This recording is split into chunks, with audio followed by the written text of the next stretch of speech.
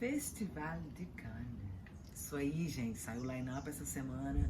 Então nesse vídeo hoje a gente vai falar um pouquinho sobre as obras desse festival. Eu sou a Ana Olivia, do canal Liberdade e Movimentos. Bora lá, galera. E para começo aqui de conversa, a gente vai trazer o Out of Competition, né? Que são os filmes que estão fora da competição. E a gente já inicia com esses que estão fora da competição, falando sobre o Killers of the Flower Moon. Esse filme que é do Scorsese, né? Já tivemos a surpresa aí que ele tem 4 horas de duração, exatamente. E aí já surgiu a primeira questão, vamos colocar aqui pra gente não falar polêmica. Se você tem 4 horas de duração no filme, muita gente chega a comentar que você não tem uma boa montagem no filme, né? A crítica, o cinema, ele embasa-se muito nessa discussão. Por exemplo, Elvis do Brás, né? Que teve sucesso de bilheteria e tal, com aí mais ou menos 2 horas e meia. Esse filme tinha mais pra metade de filme pra frente, umas 4 horas de filme também.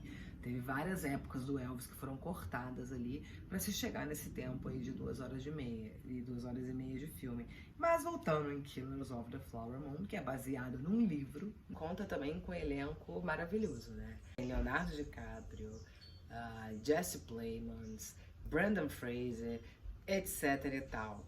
É um filme realmente 4 horas de duração com esse elenco. A gente até agradece, né? O Indiana Jones, né? E tem também o Cobweb, né? Dentro dessa lista aí dos Out of Competition. O Cobweb foi um que, dos poucos que a gente tem informação, ele foi o que me chamou muita atenção porque ele tem alguma relação com o filme dentro de um filme. E isso já deixa a gente aqui fervilhando por dentro, querendo assistir uma obra bem diferentona como essa. O que é de praxe de Cannes, né, gente? Cannes sempre traz pra gente aí essas obras fora, né, do que a gente está acostumado a receber, né? Tem lá uma história aí sobre isso, né? A gente sabe que o cinema de Hollywood, né, o cinema americano, ele era no início, no 20, 30, ele era realmente uma máquina de cinema. Você trocava a roupa dos atores e tal, e aproveitava aquele cenário, enfim, ia fazendo, e durava em média mais ou menos 10 dias você conseguia produzir um filme. Então é interessante isso, porque quando o cinema lá do pessoal da Europa, né, que não tinha essa pressão cinematográfica, eles criavam com mais liberdade. E essa liberdade proporcionava, né, a eles mais criatividade, sair fora da caixinha. Não tinha essa indústria de fazer grana como era nos Estados Unidos a cinematografia, o cinema, né? Só que com a mudança, enfim, dessa mistura, o pessoal da Europa seguindo para os Estados Unidos, enfim, com várias questões aí da Segunda Guerra Mundial, que não entra em questão aqui, foi influenciado os Estados Unidos a começar a produzir filmes com mais densidade, com mais camadas. O público começou a exigir isso do que aquela coisa mais café com leite, né? E aí os Estados Unidos, Hollywood, começou a ter que entrar nessa chamada filme cult, né? Que nada mais é do que são filmes em que a gente consegue ter um novo olhar, uma nova visão, de alguma forma fazer com que aquilo responda a algumas questões internas, cada um da sua forma, enfim. Eu sei que Hollywood começou a atender isso e foi que começou a modificar a estrutura do Oscar, que antes quem ganhava, né, o Oscar eram filmes populares, eram filmes que tinham sucesso de bilheteria. E hoje em dia a gente sabe que não é assim que funciona. A gente tem aí o Oscar, que ainda não é igual ao Cannes, por exemplo, que premia realmente filmes com uma novidade, né? A gente está aí nessa raiz na Europa. O Oscar ele faz isso, mas não de uma forma com tanta clareza, né? Com tanta clareza como o Cannes faz, que ele traz pra gente esses filmes com mais camadas, filmes em que a gente pode aproveitar e conseguir assimilar melhor. Kleber Mendonça, gente. Kleber Mendonça tá no Festival de Cannes, ele traz Retratos Fantasmas. Kleber Mendonça a gente conhece, né? Ele tá sempre envolvido, metido aí no cinema, ele é bem influente aí nos festivais. Então a gente aguarda Retratos Fantasmas. É um filme aí que um dos que a gente pode falar, não consegue falar sobre o filme, né?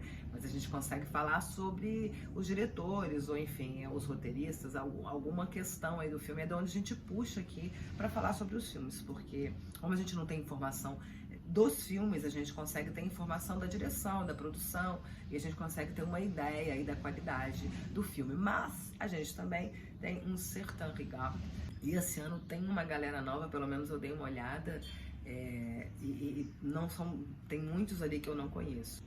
Esse Um Certain Regard, ele traz esse um novo olhar para o cinema, essa característica do prêmio, são novidades, são obras ali em que chamam a atenção de alguma forma por alguma característica que pode estar apresentada como novo, sendo apresentada como novo, né? Então é sempre interessante Um Certain Regard, a gente ficar de olho nessa obra. E a gente também tem a Renée, uma brasileira, num certo regard, com Crowdon. Um filme que a gente pode colocar aqui como um dos que a gente consegue chamar a atenção aqui.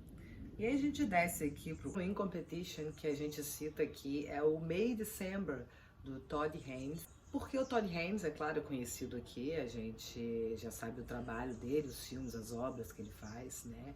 Os prêmios que ele recebe, as competições em que ele está sempre ali. O May December, ele traz a Julianne Moore, a Natalie Portman e um roteiro aí bem interessante de uma atriz, né? Que ela é casada com um homem 23 anos mais novo e ela recebe a Natalie Portman, né? Que é a atriz que vai representá-la num papel. Ela recebe na casa dela e ao mesmo tempo vai acontecendo situações ali, enfim. E aí se desenrola o filme, mas aí é um plano de fundo interessante. Natalie Portman com Julianne Moore, também a gente aguarda, né? Por isso que eu coloquei aqui na listinha de hoje. E no In Competition também tem aí o Asteroid City, né? Do Wes Anderson, que se passa em 1955, né? E tem alguns estudantes na época em que vão para essa cidade fictícia, Asteroid City, né? O nome da cidade. E ali eles desenvolvem talentos na astronomia, enfim, situações do Wes Anderson começam a rolar. Essa sinopse, esse roteiro aí que parece super interessante. Parece não, é super interessante. A gente tem no elenco Tom Hanks, Scarlett Johansson, Matt Dillon, Tilda Wilson, William Dafoe, eu tive que anotar aqui, Margot Robbie, Stephen Carell, Edward Norton, Adrien Brody, e tem mais gente aí. Eu anotei uma lista aqui. Esse filme, Asteroid City, realmente ele é aguardado por muitas questões, por isso que ele está na lista aqui hoje. O filme tem data de estreia internacional junho e no Brasil previsão para agosto de 2023. Tem também no In Competition a Alice, né, ou Alice, que é uma italiana, né, ela é uma diretora super premiada, já participou, ela já ganhou, né, o festival, já esteve presente e levou 2 prêmios de Cannes. Um foi por The Wonders, no Grand Prix, né, e o outro prêmio foi pelo melhor roteiro, que é Happy as Lorenzo. Então a Alice aí, a gente aguarda, né, espera muito desse filme dela aí que tá em questão, que é o La Chimera. Traz, além de tudo, Isabella Rossellini e uma atriz brasileira, que é a Carol Duarte. Gente, a Carol Duarte, super premiada atriz aqui, ó, os prêmios dela, né, já ela é bem conhecida aqui no Brasil por ter feito papéis de novela, né, e ter sido se destacado como a transexual, Ivan. Então ela é uma atriz extremamente premiada que está nesse filme, que se trata de um grupo de arqueologistas que envolve o mercado de artefatos históricos. Mas o que importa aqui é que a gente tem, como a gente já falou, que Carol Duarte, super premiada, tem Isabella Rossellini e temos a Alice aqui, que é uma roteirista, atriz italiana, diretora, extremamente premiada também, como a gente mostrou aqui em Cannes, ela ganhou já 2 vezes, então La Chimera, vamos aguardar, vamos ficar de olho aí que aí tem. E, por último, Jeanne de Barry, o Luís XV, o rei Luís XV, que vai ser interpretado por Johnny Depp, e um filme de Mai Wen, né, que atua e também é a diretora do filme, que é Mai Wen, né, a gente já vamos começar pelo Johnny Depp, vamos começar por ele, esse filme tem bastante coisa aqui. Johnny Depp, que já começou com uma certa, vamos dizer, polêmica, né, que ele estaria no festival, ele teve toda essa situação com a Amber, e acabou que gerou alguns comentários ali em Cannes, em que foi definido nos burburinhos ali, em que o filme, né, a cinematografia não pode ser confundida com a vida pessoal do ator. Então, abafou, a poeira baixou e o filme Jeanne de Barry vai ser exibido ali, né, como abertura do festival. E falando da Mai Wen, né, a Mai Wen, ela tá sempre em Cannes, tá ali com alguma obra, né, ela é diretora, ela é atriz, ela é produtora, roteirista, enfim. É maravilhosa, traz sempre obras fantásticas pra gente.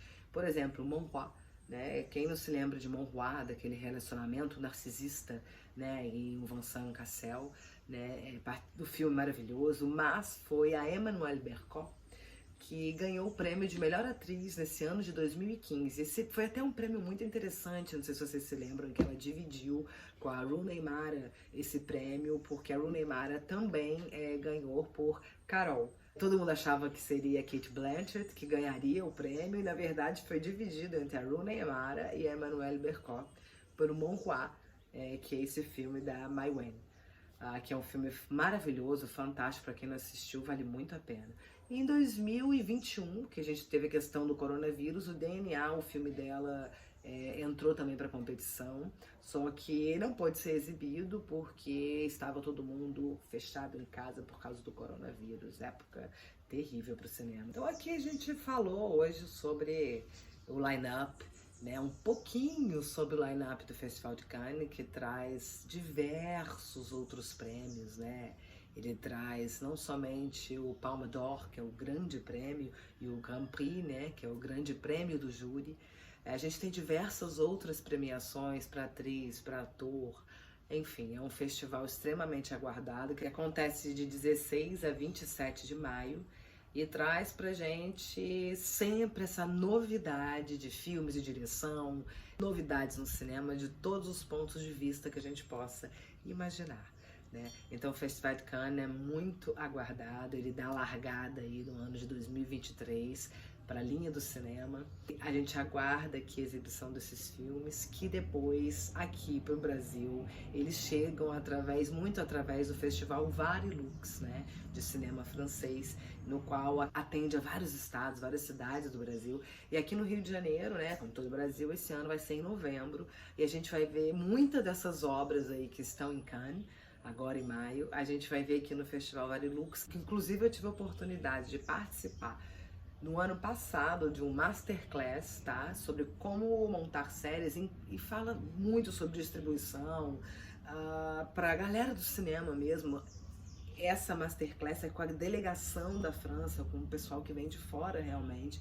Então é um festival que, além de mostrar pra gente a exibição dessas obras todas que vêm de Cannes, são maravilhosas por si só, já bastaria, dar a oportunidade da gente participar, né, dessas masterclass, entender um pouco mais sobre o mercado do cinema, a indústria do cinema, né, e participar com essas pessoas que conhecem muito, de imensa qualidade o que o Festival Varilux traz pra gente aqui. Então vamos ficar de olho em Cannes e depois de olho no Varilux em novembro e aproveitar tudo que o festival pode oferecer pra gente. Sobre esse festival, sobre os filmes que são apresentados, sobre o prêmio, que dúvida você tem, o que você tem a acrescentar, né? O que você quer trocar sobre isso, principalmente, por exemplo, sobre esse caso do filme de 4 horas do Wes Anderson. O que você acha sobre isso? Você acha que realmente um filme longo, com 4 horas de duração, esse filme, ele tem algum problema de montagem? Deveria ter sido melhor acertado? As 4 horas de duração são relativas, ou para você isso não funciona realmente no cinema? Qual que é a sua opinião aí? Vamos trocar um pouquinho sobre isso, porque a gente tem um filme em Cannes de 4 horas de duração do Wes Anderson, então no mínimo a gente tem que falar sobre isso. Gente, assistiu o vídeo até o final? Curtiu? Dá o like aqui, se inscreve no canal. Toda semana tem Cine News, a gente tem as notícias dos bastidores do cinema. Então dá uma olhada aqui no canal, na playlist, que você vai encontrar uma coisa interessante do cinema para você.